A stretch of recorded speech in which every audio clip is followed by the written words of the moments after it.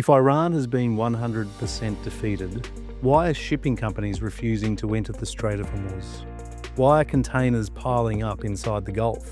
Why are the world's largest carriers refusing to book new voyages? Modern conflict isn't decided on battlefields. It's decided in insurance markets, in shipping lanes, and in energy contracts. The real intelligence signal isn't what leaders say, it's what the system does. Be ready for today, prepared for tomorrow.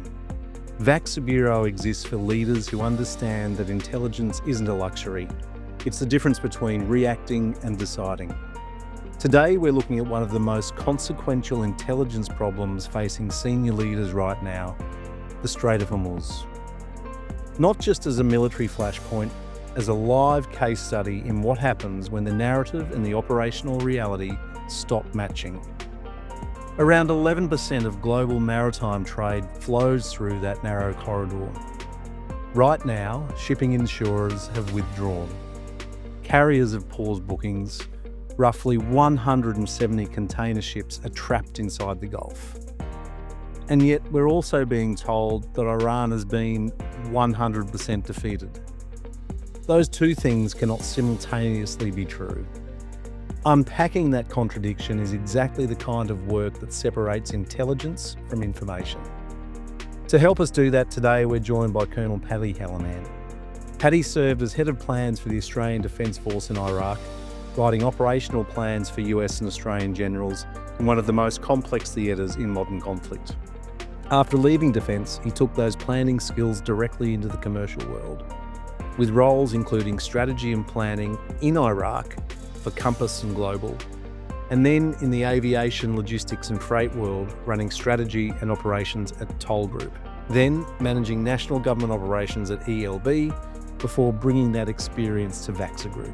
He has done the transition himself, from the operations room to the boardroom.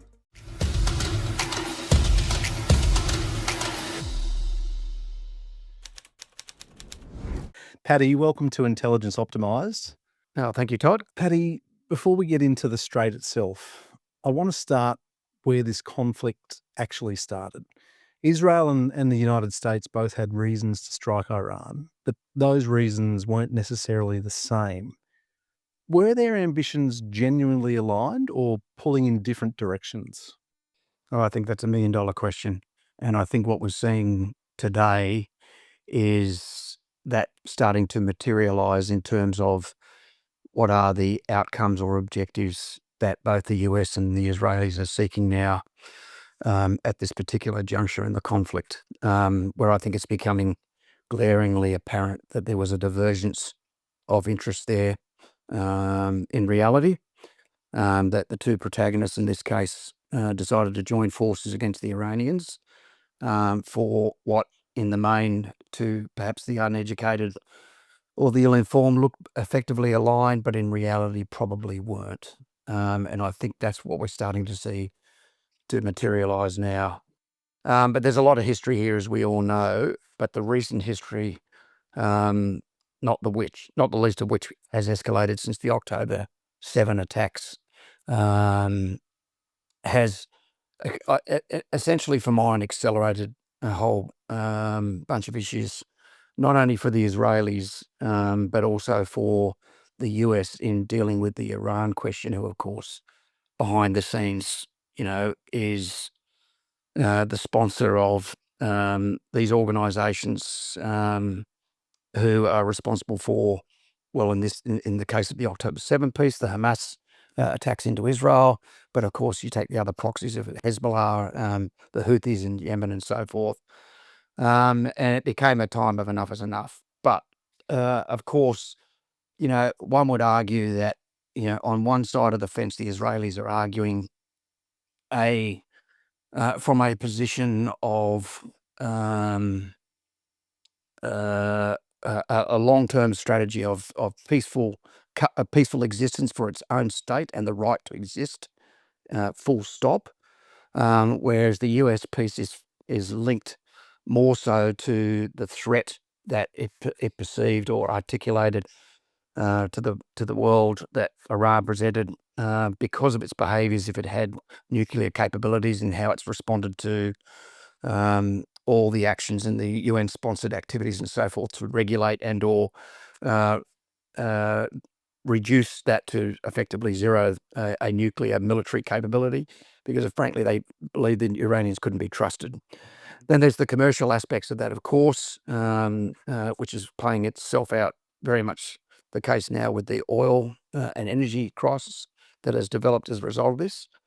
But I think, those things collectively together show that there are some differences there, and, a cynic would say, who's actually leading the charge here?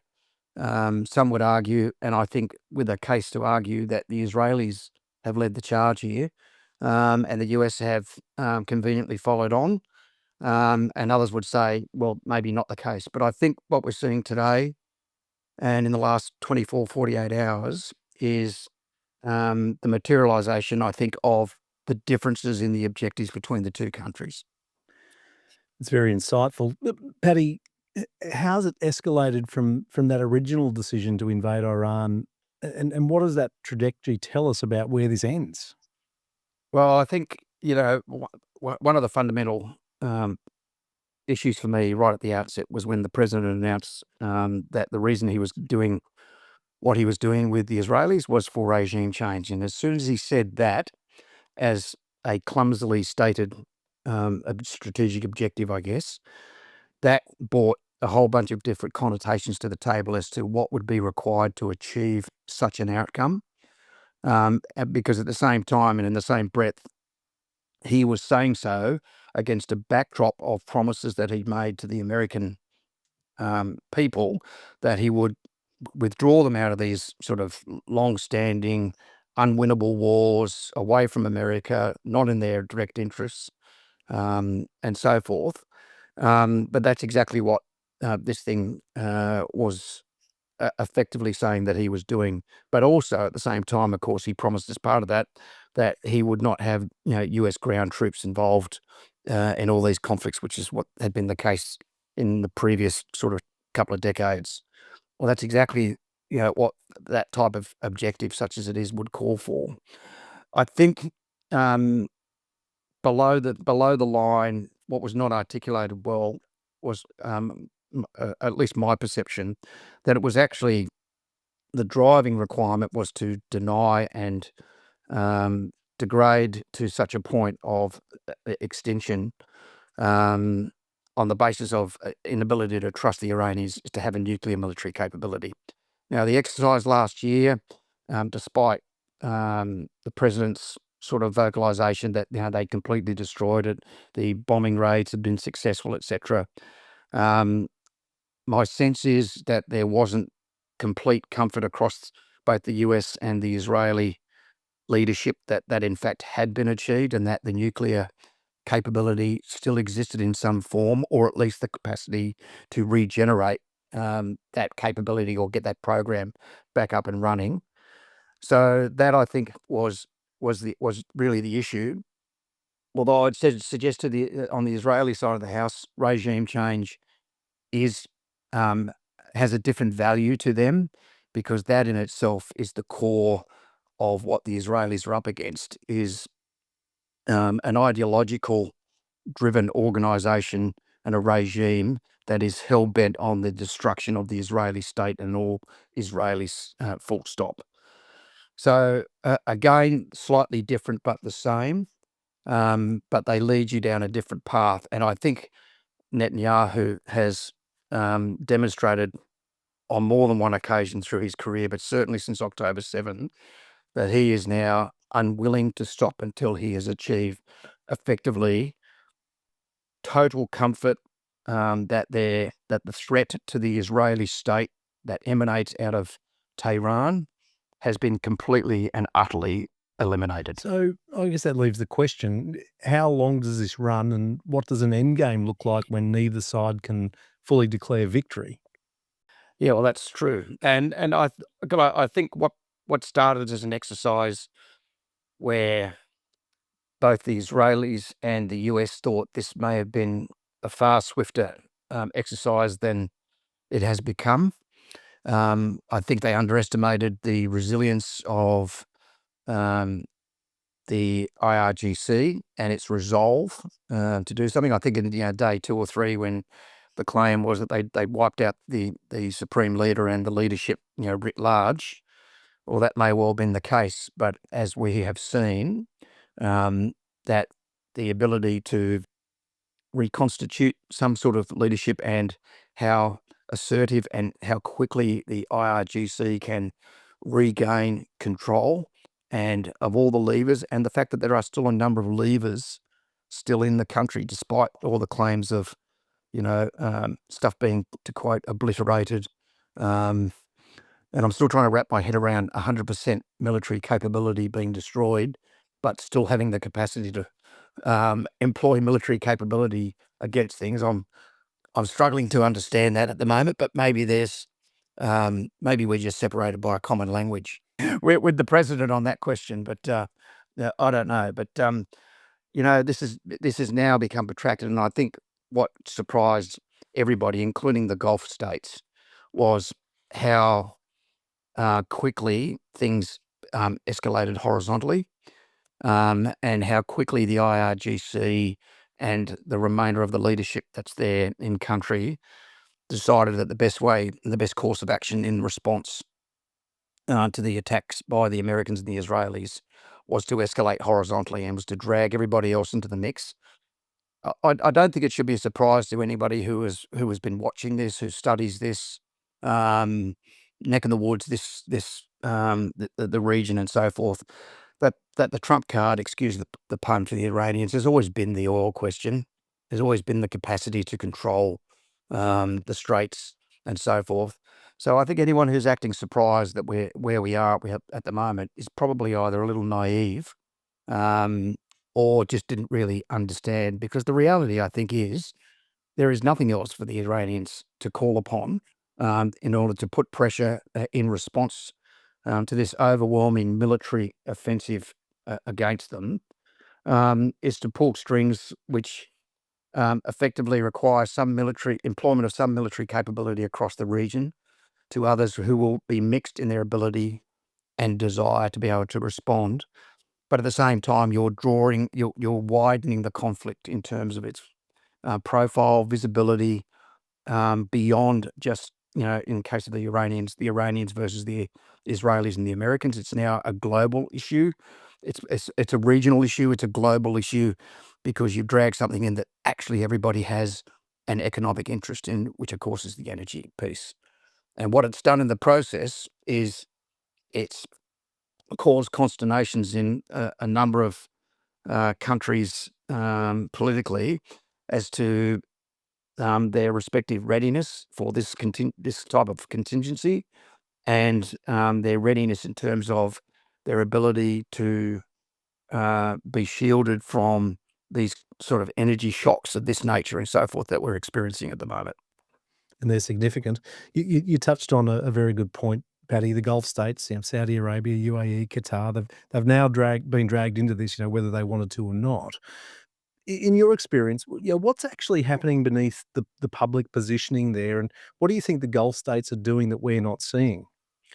Well, I think there's some internal navel gazing going on at the moment, and I would be surprised if there's not some internal machinations going on across all the Gulf states as to how they got themselves into this situation.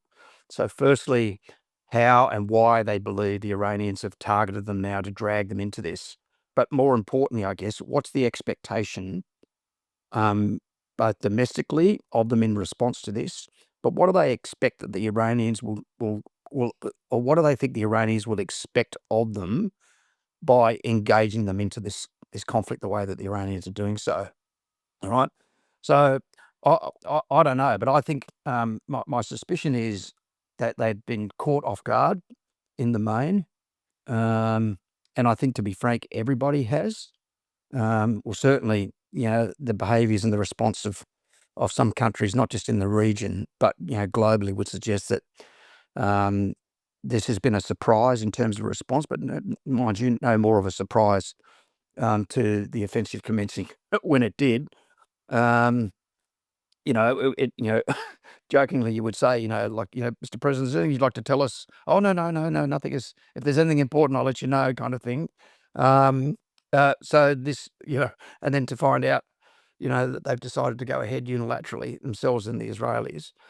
And I think this, as much as the questions initially were directed towards the UK's response to any potential assistance that the president sought initially and so forth, and the criticism of the president about the UK's response and all the rest of it, I think in fairness, everyone had a fair flag to fly up and said, well, hang on a minute, we didn't even know you were doing this, because this was clearly going to have an influence on all of us.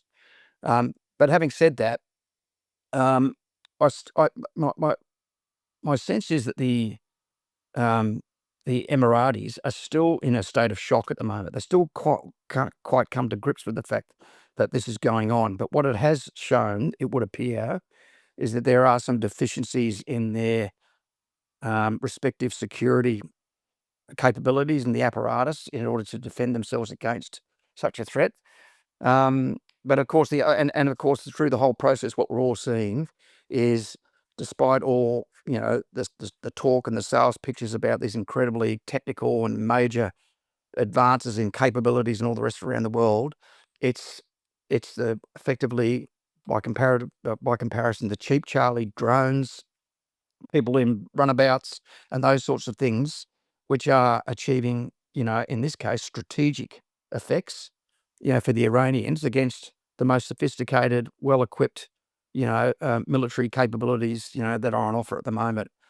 And if nothing else, it draws to questions about, what and how we are all globally, respectively, posturing ourselves for the type of threat, and this talks back to the Houthi response there, when we were unable to provide a response when requested for a naval major fleet unit to the Gulf because we had limited capabilities to respond to a threat from drones and so forth. But it's calling on that, and then of course the last piece of this whole puzzle is it's highlighted the deficiencies in magazine depth globally across the board to defeat the nature of threat that in reality is what we're all up against, and what the Iranian piece is showing, I think, for mine, is for all the talk about the destruction of the major capabilities and the ships, the major fleet units of the Iranian forces and aircraft and all the rest of it, it's these, the multitude of these smaller, cheaper drone capabilities and those types of systems, which effectively are mass production type capabilities. Goodness knows how many of them actually do exist within the country and how many of those stocks have actually been depleted either through engagement or through destruction by offensive strike. Who actually knows? But they're the ones that are causing all the damage. They're the ones that are holding the states, the Emiratis at bay. They're the ones, and it's those capabilities effectively in the main that are holding the straits in shutdown at the moment, and they're the ones that are causing, the consternation for the global community about this energy crisis that's now developed as a consequence. Mm. And Paddy, what you've also described in over the last few minutes is that narrative versus the operational reality too. Like we're not seeing or hearing everything that's actually going on. So, what you describe, it's a conflict with no clean ending and no clear winner, which brings me to something that's been sitting in the background of this whole conversation, which is that public narrative. We've been told that Iran's been 100% defeated, as DJT mentioned the other day, but the Strait's contested. It's still contested. Drones are still flying. Proxies are still active. So, from a planning perspective, what does that actually mean in modern conflict?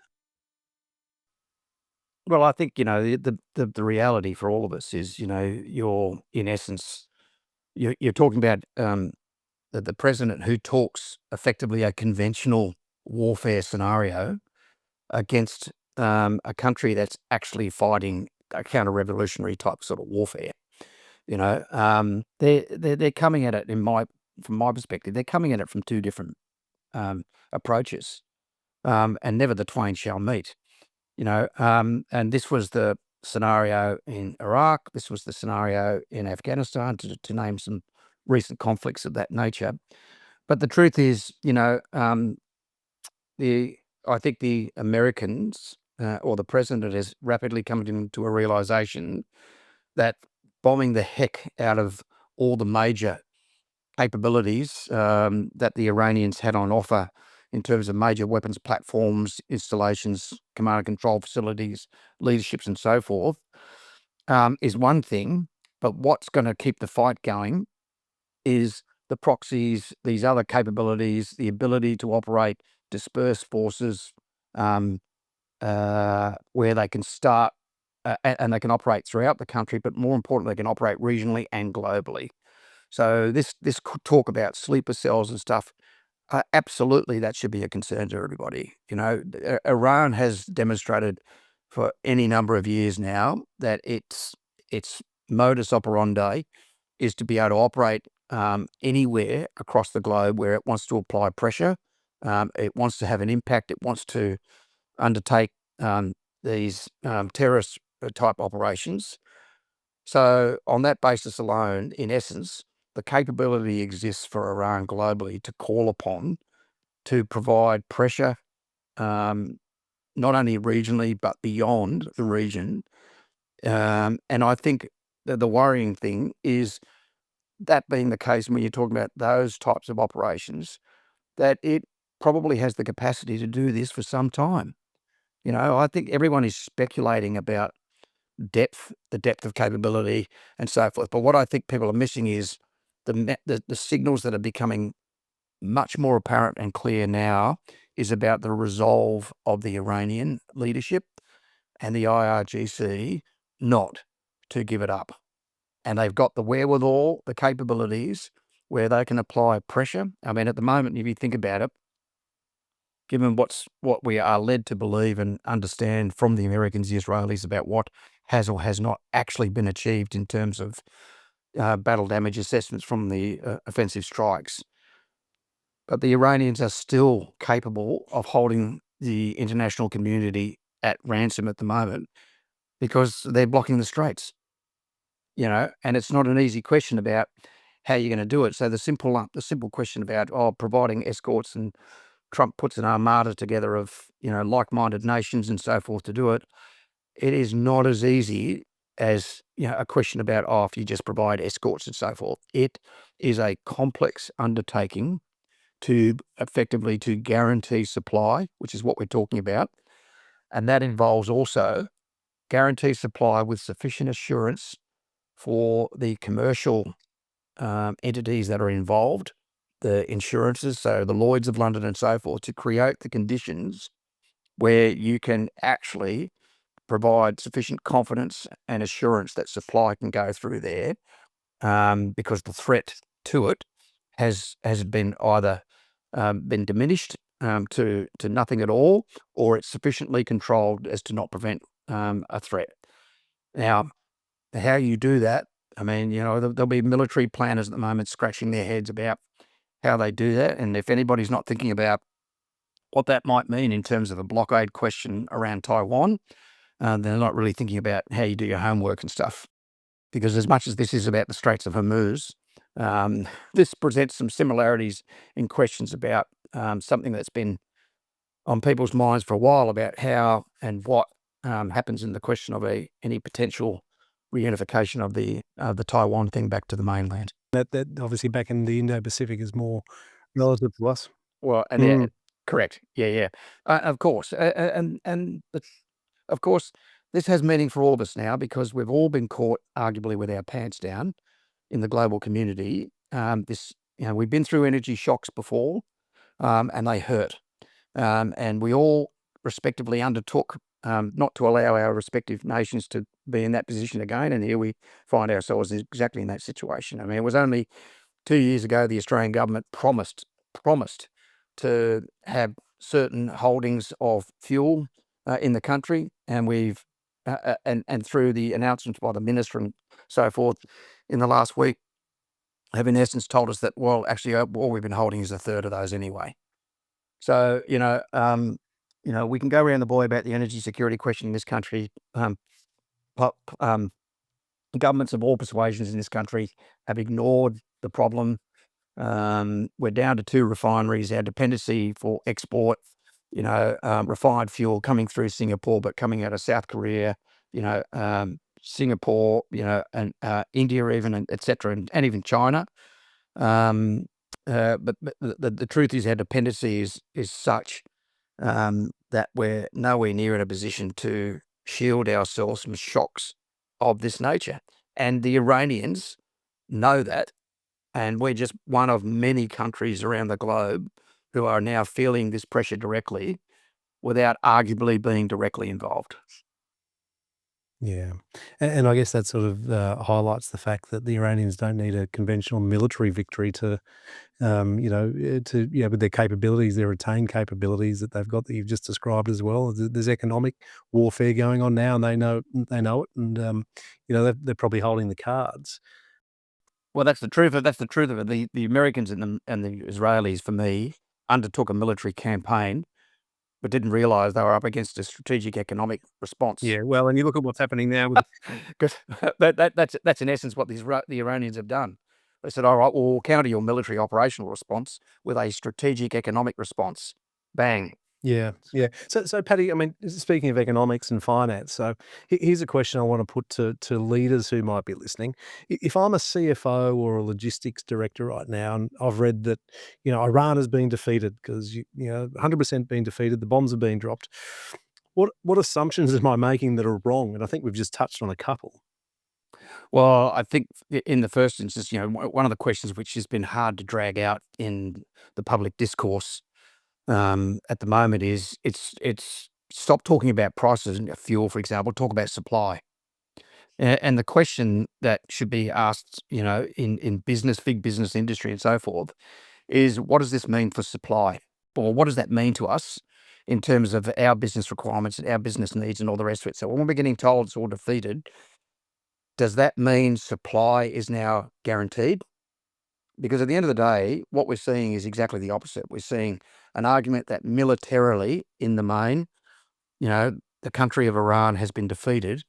But the truth is supply of energy supply globally, which is what's affecting a whole range of countries and a whole range of industries and businesses, is the more important question to them is, well, I don't really care about the military operations, but what about supply? And the answer is supply is not guaranteed.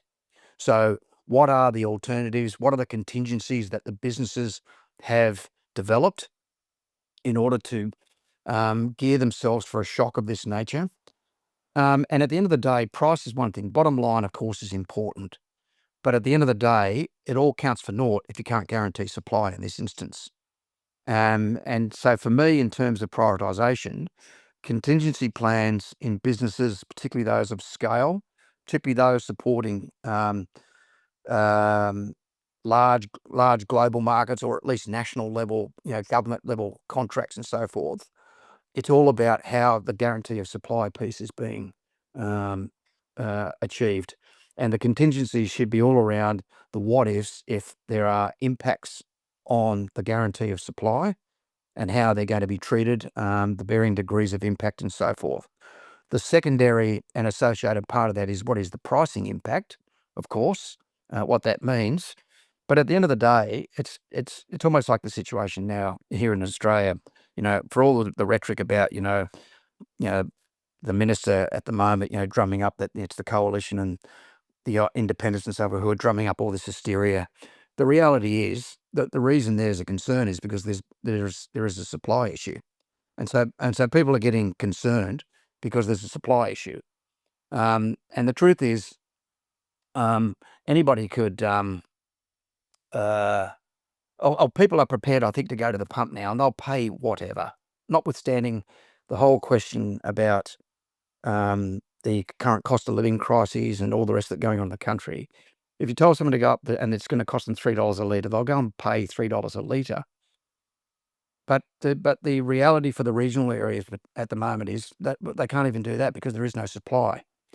So for CFOs and CEOs and the sort of C-level boardrooms and the executives, for me, it fundamentally comes down to this question about what has this current crisis already taught us about how businesses need to be posturing for major shocks to supply.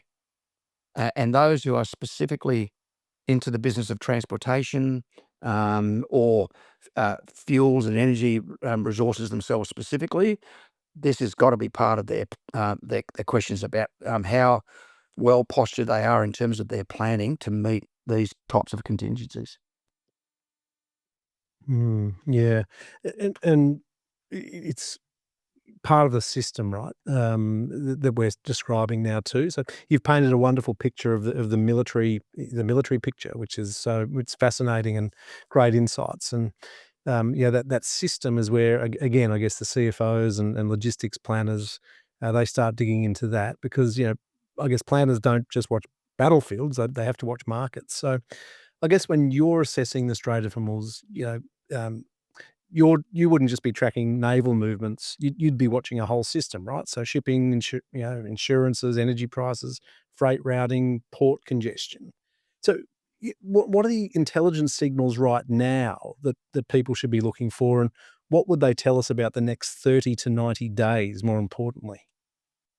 Yeah, well, I mean, I think I might have mentioned earlier, and perhaps not, but of course, it's the assurance and the surety about the safety of passage and so forth that you know the big commercial shippers and stuff and the countries who are seeking these supplies are looking for, which of course can't be guaranteed at the moment, or unless you're the Indians and you can buy 2 shitloads worth at the moment and secure that through the passage. But at the end of the day, Iran is throwing a carrot to some people, saying, "Well, we're prepared to let some people through as long as you're prepared to pay us." Right? But at the end of the day, you know, commercial shipping and so forth is not going to traverse across the straits and in that region if there's no guarantee that they are secure in doing so. And the Iranians are in a position at the moment, at least, to be able to provide insufficient assurance by their actions that anybody's prepared to do it. Um, I mean, and even to the point where perhaps not even the Lloyds of London, like no one's going to be able to afford the insurance and all the rest of it. But you know, the question is, how long can this be tolerated? And this will be the point. So, from an Iranian perspective, the longer they can put pressure on, this pressure is not military pressure; it's economic pressure across the globe. It's certainly on the region, and they'll be seeking sympathetic support, and all the rest of it. Um, at the very least, what if nothing else, they're trying to achieve um, questions about support for the continuation of US and Israeli pressure that's being applied to Iran militarily, at least at the moment. Um, that hasn't come about as yet, but that's certainly the card that they're playing, and they have no choice but to play that card. But at the same time, I think they're sending a signal about their capacity to hold everybody at bay, um, not militarily per se, but economically. Um, and in doing so, they're creating all this uncertainty amongst those stakeholders in the region and the commercial interests across the globe about how life is going to continue when we're at this, what I would say is almost a bit of a stalemate at the moment. And this is where we are at the moment. So it's going to require some sort of military capability in some form or another to facilitate and enable what's required to provide the assurity and the assurance and the sufficient security for the energy flow to continue back as it was through the straits in order to feed energy supply requirements across the globe. How long that's going to take, don't know. But the longer this goes on, the more uncomfortable everybody becomes. Not the least of which the pressure on a lot of governments, and not the least the Australian government, is it's forced this internal navel gazing about our own postures, our own policies, in terms of our energy policy settings and so forth, of how resilient we are to shocks of this sort of nature. And importantly, how resilient we should be in terms of our own sovereign capabilities. And maybe for me, at the end of the day, regardless of how this transpires over the coming weeks, maybe this might be the catalyst that finally brings the Australian government and the political landscape to a point like this can no longer continue. And working with industry and business develops a coherent, a workable but more sensible, sovereign fuel or energy security policy construct, and the associated infrastructure and solutions in place that support that. Because if it's not something like this, it's going to force that. I don't know what's going to force that question to be addressed properly, and that's a bit worrying for me. It is worrying, given, I know you and I have been talking about this problem since 2011, but that's another story. But Paddy, I guess, especially if you put your leadership cap on, and we've discussed some of the economic impacts and other impacts. So here we're seeing in Australia at the moment fuel prices going through the roof. We throw out the phrase food security, that really does get people thinking, and obviously you see panic buying going on with fuel and food and things like that. But as a leader, where do the second and third order effects show up, and which one's most likely to surprise a leader who's only been tracking the military headlines? Well, I think the energy piece becomes the sort of highlight point. So it's the fuel that's the driving question that everybody's seeing. But what is happening behind the scenes, of course, is what is impacted by that question. So it's not just mum and dad going to the fuel station to fill up the car. It's the fact that the other industries, so the agricultural industry, the sector there is being affected, livestock, food, transportation. These are the significantly bigger sectors, including the resources sector, which has such great dependency, on the energy requirements and the fuel. It's the second order effects that you described. This is where the worrying thing is. Where and what's the impact there, and what does it mean? I mean, we're yet to feel the impact of supply challenges, and that's what it's going to come down to. And it's the associated costs of the impact of supply shock, restrictions, limitations, etc., on fuels of all natures, not the least of which diesel in this country, and the knock-on effect it has to the provision of or, or, or what's required by the agricultural sector, the transportation sector, resources sectors, and so forth, that use that, and then the knock-on impact to the consumers across various sectors in the country as to how they're going to cope with those changes and stuff. It's easy just to throw out, it's going to cost, it's going to cost, it's going to cost. And at the risk of labouring the point, to me, that's all fine, and that's a difficult problem, but it's about supply first. If you don't have the supply, cost is meaningless anyway. It all adds up to nothing. So the question is, I guess, as a leader in business and so forth, has the aperture in your contingency planning for business continuity and so forth been sufficiently wide enough and robust enough to incorporate all the second, third, and fourth order effects that would be associated with an impact of this nature, say on energy supply, etc., either in your business or into the sectors that you operate. And if not, then what are those, and how, and what contingencies and plans have you built in order to protect yourself or ready the business for that shock, as it were?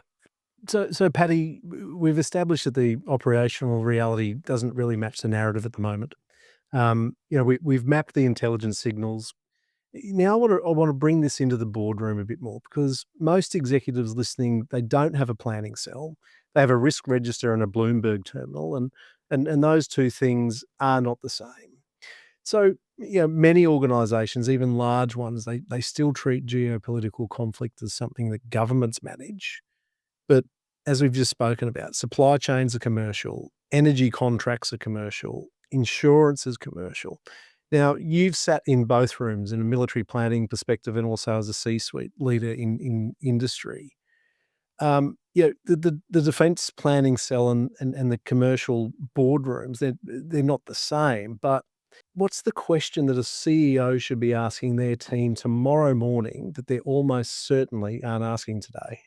Well, I think in the first instance, the military objectives outcomes are completely different, of course. I mean, the military will be developing and prosecuting plans when required to answer the directions and objectives of the government of the day. And as you rightly pointed out, those objectives, albeit linked and certainly associated with, and then they have the associated policy setting implications that businesses, particularly big business, operates to. But they're slightly different. They are complementary in many respects because, in some respects, the military objectives are designed in part to achieve outcomes and enable the condition setting for, you know, business to continue and so forth, if you like. So, if you sort of take this sort of point here that regardless of how effective or otherwise the military operations have been so far, they would be designed in part, of course, or there'd be an expectation that the military conditions will create or help to create the conditions within which, business operations, commerce writ large can continue. But in the boardrooms and stuff, it's all about, but what can we do and how can we position ourselves? And what are the contingencies for us to deal with the impacts, the shocks and stuff when they occur? Have we got plans in place? I mean, one of the challenges for people in business, of course, is to accept that planning is not a limitation. Planning, in truth, provides the means to demonstrate that you've had the ability to consider all the necessary factors to achieve the desired outcomes that you're after, but acknowledging and incorporating the associated constraints, limitations, and or risks that may be associated with achieving those, but you've counted for those. But you've also positioned yourself to be as flexible and agile as possible when circumstances arise, which hopefully you've planned for. But if not, you've got measures in place that have been considered, tested, war gamed, all these other sorts of things. So that instead of sitting in a boardroom today, for example, going, oh, geez, what do we do now? Then it's more a case, ideally, where you're sitting in a boardroom going, which one of our contingency plans is the most appropriate one to execute now? Or do we need to make some adjustments if what has occurred was not what we had expected? And that's not unrealistic because sometimes things will happen beyond what's been planned for, but the agility and flexibility of an organisation to be able to respond rapidly to that is a bit of a test for itself anyway. But to me, that's the question you'd be asking at the moment. It's the what now, and how do we get to that point? So boardrooms now, I would imagine, will be sitting there going, and first and foremost is as rapidly as possible, if they haven't got it already, is a handle on the degree of impact that this energy shock is having on the business, first and foremost. And then secondly, what is the expected protraction of this impact? And then I guess the next point is, so the what now? So what is the best thing to put in place to mitigate that risk to sufficient levels that the risk that business can tolerate, either to a manageable level or down to zero? How quickly can they get to that point and retain confidence, assurances, and all the rest that they need as a business, either themselves, with their customers, other clients, and so forth? And then at the end of the day, what's it going to take in terms of being able to sustain that type of response? So, these are not all of the things, but these are some of the big ticket things right now that if you're sitting as an executive or in boardrooms, I'm sure they're all thinking about or should be thinking about now, as opposed to watching the TV and CNN and Sky and just getting I wouldn't say an inaccurate, but a narrowed aperture sort of picture of what's going on, and to ensure themselves that they're not being distorted in their decision making because they're being informed or allowing themselves to be informed by only some of the information required instead of all of it. And I think that's obviously a challenge, right, with most businesses. They're limited to the access of intelligence and signals that they can get, and most of that is open source media. And I guess that leads me to think, well, which sectors are carrying the most unacknowledged exposure right now? And, not the ones that are the obviously at risk, but the ones that think that they're insulated but aren't. What do you think? Well, I don't think anyone's insulated, frankly. I think, what this current crisis shows is that everyone in some form or another is linked inextricably to the energy market. Energy is effectively the lifeline, the blood flow of the economy. Um, and the impact of a restriction, a constraint, or a shock, such as it were, has highlighted just how many sectors can be impacted, and to what degree. And I would argue that um, we have it's I think it's beefed up in many respects at the moment, the crisis. But what is of more concern is it can very rapidly materialize into an actual crisis per se in this country, where suddenly the food shelves are empty. Suddenly you're hearing that out in Texas, they can't harvest the avocados, so therefore that crop's gone, and so they won't appear, and we'll start to see people lining up in service stations and so forth for fuel. We haven't quite seen that yet, but we could very rapidly get to that point. Um, but the truth is, I think no one's immune, no one's shielded from this in terms of any sector. Obviously, some are more impacted than others in the transportation sector alone, the aviation sector, certainly in agricultural, in the resources sector, some of we've already mentioned before. But those those sectors have tentacles and reaches right across the board. Um, and this is the challenge for the government at the moment: is what and how effective are the policy settings across the board to protect commerce, to protect the economy, to ensure healthy economic behaviours and activity across the economy.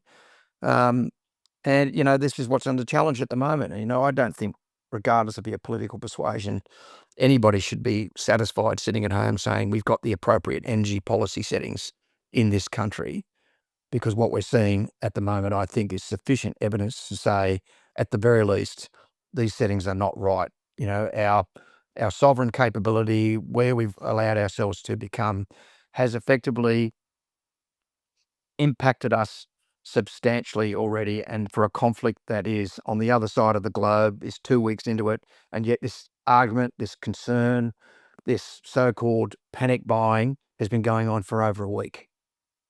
And the fact that something can happen of this nature, albeit in military terms of significant scale, and the fact that within days we're already into panic buying discussions, questions to the government about our holdings and all the rest of that, of energy, that tells you, for me, we are not sufficiently postured in a resilience sense to be able to withstand a shock of any kind of nature, really.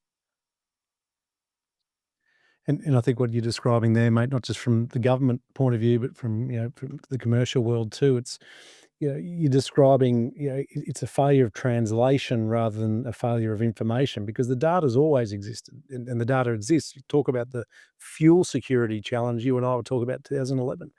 What's missing is the ability to connect it to operational decisions. And here's what makes your perspective unusual in this conversation. You've actually made that translation.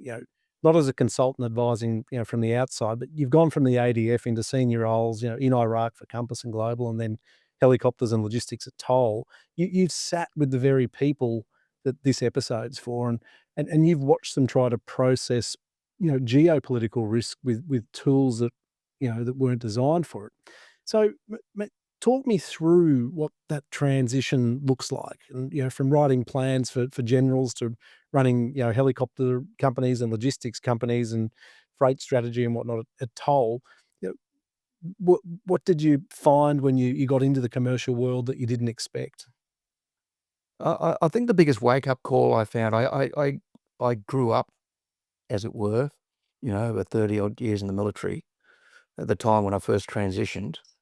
I grew up in a world where planning and, what's described as the military appreciation process was the way you went about business. So you postured yourself in such a fashion that you've planned everything. And so when it came time to execute, you had something arguably on a shelf where you had sufficiently, in a deliberate planning sense, you'd undertaken sufficient effort, intellectually and otherwise, to prepare the best options, the best solutions to put into effect if that was going to be required. And in that instance, if government called on the military to provide a response to meet a government objective. And in terms of dynamic planning, that you had processes and systems and people trained where you could rapidly develop solutions and options for decisions. When I started working in the commercial world, one of the things that struck me the most was the apparent lack of consideration of the longer term planning aspects of businesses of various descriptions. So whether they were um, large, large scale security businesses in the Middle East, and we're talking big scale, as you know, in the multi-millions of dollars sort of contracts with governments and so forth, to helicopters with toll, to registered training organisations in Australia, to audiovisual companies, to other things. One of the things that struck me was how incredibly smart and intelligent in the main, I wouldn't say all, but in the main executives and executive leaderships were, but they were very orientated on the here and now. So to me, it was the bottom line question. Um, and, as you know, I like this exercise, to sit down in front of a executive team and ask 3 questions, tell me about now, tell me about next, and then tell me about after that. And it's an exercise really to get a sense about where executive thinking and planning for the business is at a given time. So we talk about the now, and historically everybody wants to chat away and they can talk about all sorts of things that the business is doing and all the rest of it. And you then say, what about next? And it's not as chatty. And then at the last point, you say, well, what about after that? And you look straight to the MD or the CEO. And for me, the question I'm asking is, so how and what has been set for the business to run now with what it needs, and what's the associated devolution of responsibilities and stuff in order to make that happen? Yeah.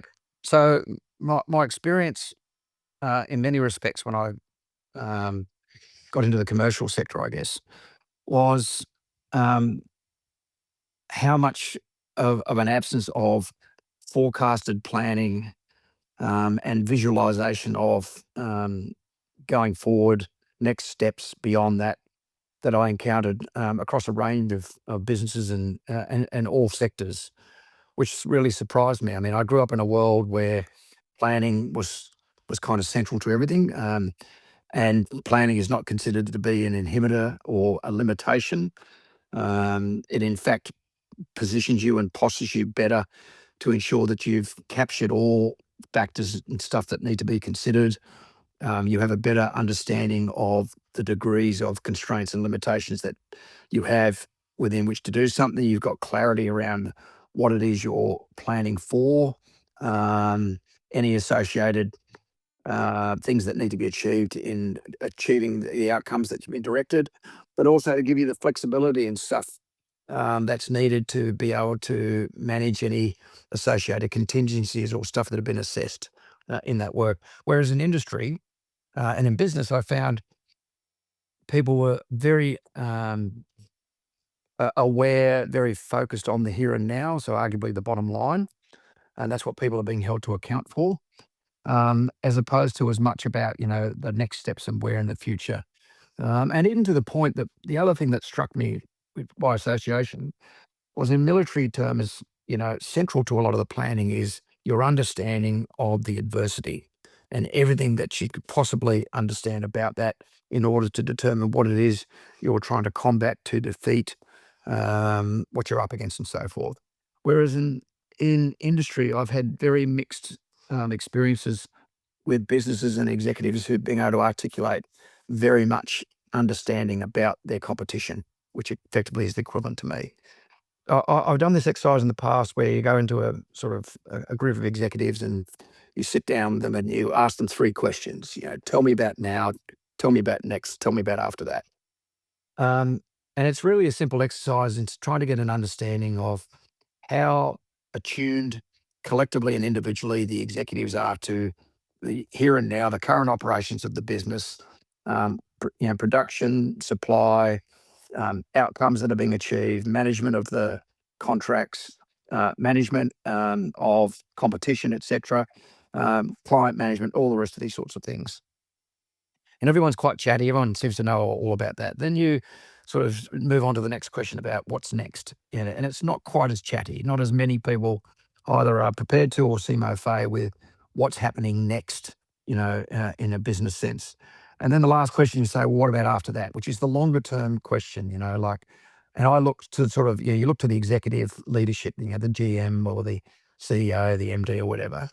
Because, for me, that's a very simple but instructive exercise to get an understanding of where at least executives' headspaces are at in terms of understanding management, resourcing, and empowerment of the current business requirements, and who and how and where is the thinking in terms of the developing and so forth of the next, and how they're ensuring, protecting or otherwise, and how clearly they've been able to articulate the next.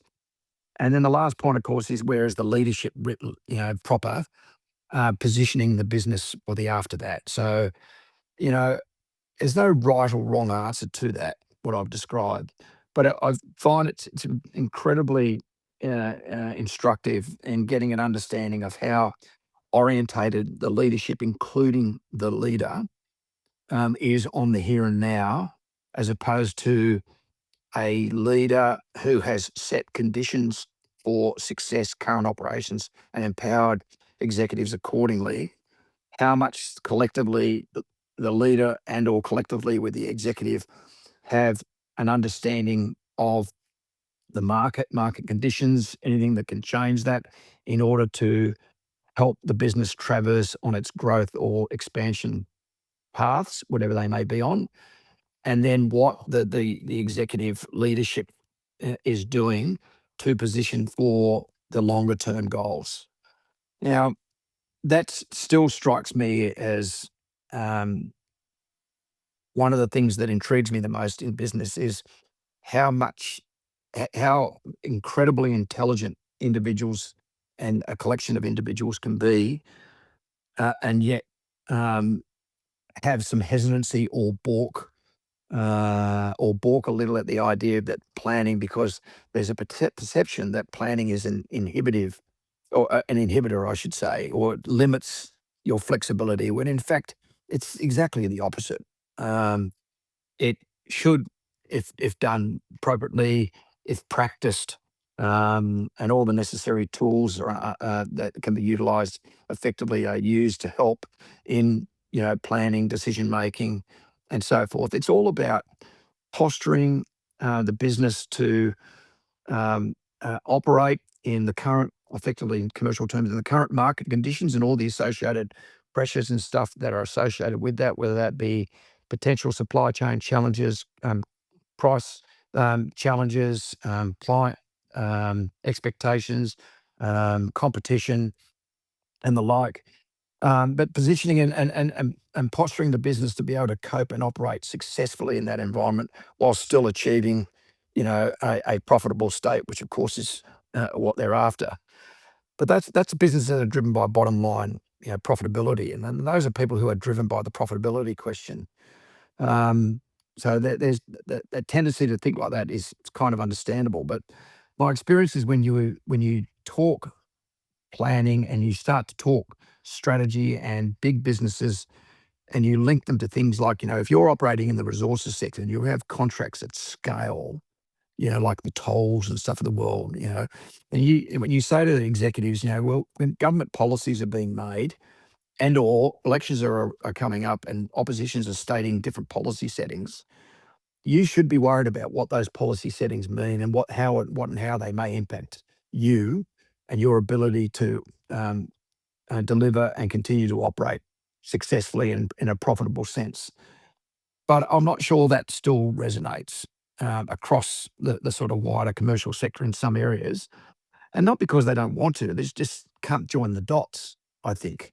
And for me, some of the bigger businesses don't realise where they sit in the pegging order in terms of where and what is important to them strategically, and how that needs to be applied in terms of how they should posture and position the business and the strategies and the business plans that they should be developing in order to deliver. But I guess that's the biggest difference for me, the short-term thinking as opposed to the short-term sort of management, but the foresight and the planning in place in the longer term is not the same.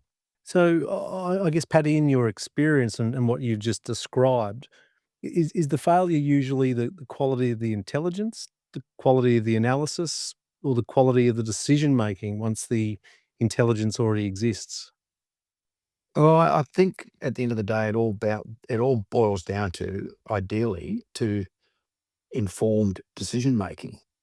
Now, at the end of the day, decision makers are entitled to make decisions based on anything they have or have not been provided. It's an accountability question, of course. At the end of the day, anybody can provide advice, right? And at the same time, you're a fool not to at least listen to advice. Now, whether or not you agree with it is a moot point. But you're challenging yourself if you're not at least either prepared to at least listen or accept the advice. Now, whether or not you act in accordance with that advice or you take that advice into account, you're a fool if you're not prepared to at least consider that. But at the same time, you need to ensure that you're surrounding yourself with the people who have the capacity to give you good advice. Now, good advice doesn't mean it's right or wrong. It just means it's sensible, reasoned, informed advice that is designed to inform positive and effective and timely decision making. So the trick is to surround yourself as a leader with the appropriate wherewithal that can help you make the necessary informed, timely decisions that are needed, that your portfolio responsibilities call for. And for me, in the main, those people who are prepared to at least listen to advice and so forth are far more successful, because part of a good leader's makeup is accepting that you don't have the answers to everything. You're accountable for everything if you truly are a good leader, but you accept that you don't know everything. And so surrounding yourself with the right advice, who can help you make the decisions that need to be made and when they need to be made, is what you should be looking for. And that's the gap that Vaxa's been built to close too, where we like to try and help people. Yeah, well, and look, and some of that advice, frankly, calls upon some life experiences. One of the benefits of military experience is how I would describe as a kind of generalized makeup. It's not unusual for military officers to be posted, as it were, into a role that is either not something they're overly familiar with or not something they've done in their career to that point. But what it does require for the execution or the successful execution of that role is timely, informed decision making and the application of simple principles, in terms of planning, organisation, application of responsibilities, understanding your portfolio, who you've got to do it with, what the requirements are at the end. And, I think one of the one of the traits of military officers and military people writ large is the ability to rapidly assimilate into an environment.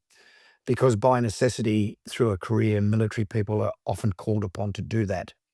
Um, so the sooner you can assimilate yourself into the environment that you find yourself, particularly if it's not familiar territory to you, the better off you'll be. But in many respects, the simple principles of, effectively, what's the problem or what's the thing I've got to achieve here? What have I got to do it with? Are there any constraints or limitations that I'm up against? Is there any other factors I need to consider? And what's the end state or the objective here? Most most military people can put themselves in a position fairly rapidly to both understand that environment and what's required in order to achieve the desired outcomes, whether it's an industry or sector they've worked in before or not. And I'm no different than a number of my colleagues who found themselves in various sectors out there in the commercial world, which had nothing to do with being an infantry airborne officer. But I was able to apply my experiences, the training and knowledge that the military service had provided me, and apply it into a commercial environment um, where I was able to achieve the outcomes that I was, and I was able to provide the advice that I could that was considered. I, I wasn't sacked by anybody, so I'm assuming it was considered to be appropriate and positive to help people with that. And my experience has been that once you've experienced that kind of support, that kind of advice, that tends to create trust and relationships that never go away because that's a very big part of it. Paddy, everything we've discussed, it comes down to one problem in my mind. And that's it. Leaders have more information than ever before. They feel less certain than ever before, but the data's there. It just seems like the translation's missing. And so whether that's people helping them do that or systems, I guess it's fair to say that intelligence only has value if it changes decisions. Or how should an organisation connect external signals, be it geopolitical, economic, and regulatory, to their internal strategy? And what does it actually look like when that connection goes well? Yeah, look, it's a bit of the so what principle for me.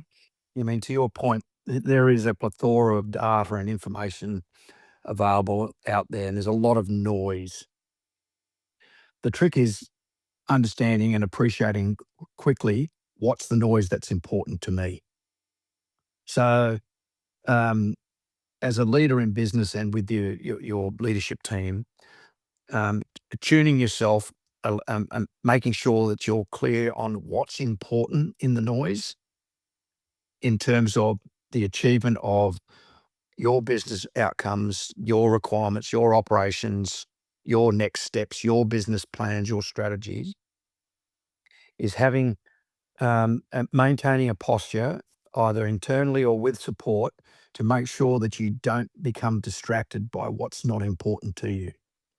So this effectively becomes what I call the executive radar responsibility, where the executive should constantly have its radar flicking around the environment 360 degrees, which is tuned only to flicker when something is going on in the business environment that is going to cause or put at risk the trajectory or the path in which the business is on. And it's coming to that agreement and understanding and disciplining yourself to ensure that you're only interested and you're focused on the things that matter, the information that's important to you, certainly information that you think is either signaling a potential risk or is signaling that the risk is there, and then you take the appropriate actions to deal with that. For me, that's always my advice to people. Focus on the noise that's important because there's a lot of noise. You know, um, and it's easy to become caught up in it. And the energy crisis issue with the Straits of Hormuz is a case in point. everyone can become lost in the noise about the military operations, about how you would or wouldn't secure safe passage, guaranteed supply through that strait. The important thing is, what does it mean to me and whatever my business is or whatever contracts I've got is I'm interested in the outcome of that, right? So don't become focused on whatever the solution is to achieve that. The important thing is, if that is achieved, what does it mean to me? How do I position myself to take advantage of when that occurs? Or how do I manage things until that can be achieved? If that makes sense. Yeah, it does. Paddy, let's get into some rapid fire to wrap this up. Mate, 4 questions for you. I just want one answer each, no elaboration. Most underestimated geopolitical choke point in the world right now, and it's not Hormuz. Sunda Straits. Okay. One Iranian capability that leaders and boards are still underestimating?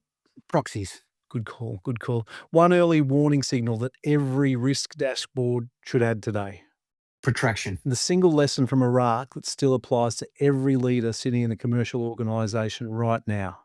You can't win anything without an end state. Paddy, we've covered a lot of ground today. Yeah, the origins of this conflict and the diverging ambitions behind it, why the declared narrative doesn't match the operational picture, what the system signals are telling us, how organisations can bridge the gap between intelligence and decisions. But before we close, I want to come back to something you said earlier, mate. You can't fully declare victory, right? Which means that this doesn't resolve cleanly. So the leaders listening today, what's the single biggest mistake leaders make when they're trying to interpret geopolitical intelligence? Not the obvious mistake, but the one that costs the most, the one that they don't realise that they're making. Yeah. Well, look, I think what we've got is a situation now of uncertainty. So as a business leader, the uncertainty that exists at the moment with, I think, the ill-defined end state question, and as I said, I think at the start, we're going to see materialise even more so the divergence of the Israeli and US end states or strategic objectives here. But for me, as a business leader, your challenge now is how do you manage that geostrategic uncertainty to a point to create sufficient certainty in your world. So how do you make the unknown to knowns for you? Because that's all you've got to deal with, right? So it's more a case of this is the so what exercise. So what? They haven't got that defined end state. What does that mean to us now? So to me, it means this is probably, and things are saying this is probably going to be protracted. So what? What does that mean to us? Where are we holding risk at the moment? How are we managing that? What if this goes on for longer? What's our capacity to sustain ourselves against that? So it's the knock-on so what's of things at the moment. So for me, it's not getting caught up in the here and now of, there's no defined end state and who knows where they're going. It's like, yeah, okay, so what? What does it mean for my business? What does it mean for my contracts? How are me and my team going to manage this? What can we glean? What do we know? So what are the options that can be developed out of this unknown at the moment? And what are the courses of action? What's, in military parlance, what's the most likely and what's the most dangerous course of action that we're going to see materialise here? And then what does it mean for us in terms of how we need to posture the business to remain viable and or continue to be successful and or profitable for the immediate term and for the longer term? And last question, mate. If you could put one question in front of every CAO, government minister, the Prime Minister listening today, one question that they walk into their office with tomorrow morning and put to their team, what is it? How much do we understand our environment? Simple. That's simple. Actionable. And when I say environment, that's the market, that's clients, that's competitors, that's the geostrategic circumstances and any associated impact. It's policy settings that governments are setting that we're operating within. To me, that's the environment writ large. And the question is, how much do we really understand all that? And on the associated answer to that question is, so my question is, how wide is our aperture? That's informing our planning. Great advice.